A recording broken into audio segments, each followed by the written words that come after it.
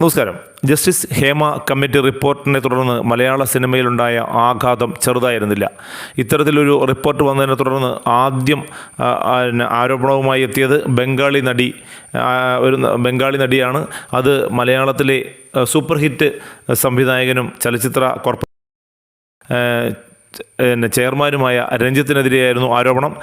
അത് തൊട്ട് പിന്നാലെ തന്നെ അമ്മയുടെ ജനറൽ സെക്രട്ടറിയും നടനുമായ സിദ്ദിഖിനെതിരെയും ആരോപണമുണ്ടായി. ഇതെല്ലാം ലൈംഗിക ആരോപണങ്ങളായതിനാൽ എത്രയും വേഗം ഇവരൊക്കെ രാജിവെക്കണമെന്നുള്ള മുറവിളി എല്ലാ ഭാഗത്തും ഉണ്ടായി. അതിനെ തുടർന്ന് സിദ്ദിഖ് അമ്മയുടെ ജനറൽ സെക്രട്ടറി സ്ഥാനത്ത് നിന്ന് രാജിവെച്ചു. അടുത്ത ദിവസം തന്നെ രഞ്ജിത്തും രാജി സമർപ്പിക്കുകയുണ്ടായി. എന്നാൽ തൊട്ട് പിന്നാലെ മാലപ്പടക്കം പൊട്ടുന്നതുപോലെയാണ് ലൈംഗിക ആരോപണങ്ങൾ പല നടന്മാരുടെയും നേർക്ക് പാഞ്ഞെടുത്തത്. ജയസൂര്യ, ബാബുരാജ്, ഗണേഷ് കുമാർ, മുകേഷ്, അങ്ങനെ ഒരുപാട് നടന്മാർക്കെതിരെ, മാമുക്കോയ, സുധീഷ് തുടങ്ങി അനവധി നടന്മാർക്കെതിരെ ശക്തമായ രീതിയിലുള്ള ആരോപണങ്ങൾ പല ഘട്ടങ്ങളിലും പല വിധത്തിലും ഉണ്ടായി.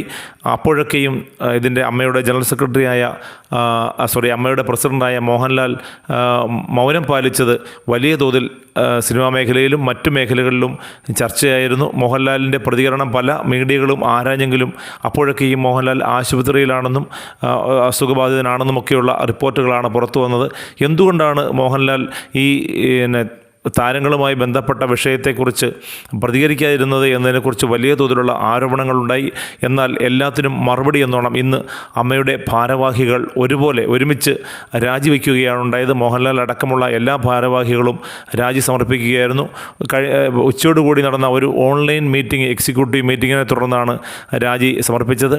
അപ്പോൾ അങ്ങനെ അമ്മയുടെ ഭാരവാഹികളെല്ലാം രാജിവെച്ചതോടുകൂടി ആ മൊത്തം പുതിയ കമ്മിറ്റിയെ തിരഞ്ഞെടുക്കേണ്ട ഉത്തരവാദിത്തത്തിലേക്ക് ചലച്ചിത്ര സംഘടന അമ്മ നീങ്ങുകയാണ്.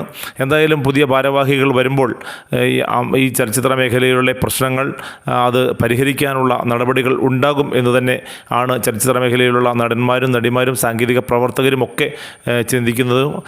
അതുപോലെ മികച്ച ഒരു കമ്മിറ്റി വരും എന്നുള്ള രീതിയിലുള്ള പ്രചാരണങ്ങൾക്കും ഇപ്പോൾ ആക്കം കൂടിയിട്ടുണ്ട്. യുവതലമുറ, അതായത് വനിതകൾ ഉൾപ്പെടെയുള്ള യുവതലമുറയായിരിക്കും ഇനി അമ്മയെ ഭരിക്കാൻ പോകുന്നത്, അമ്മയെ നയിക്കാൻ പോകുന്നത് എന്ന തരത്തിലുള്ള വാർത്തകളും ഇപ്പോൾ പ്രചരിക്കുന്നുണ്ട്.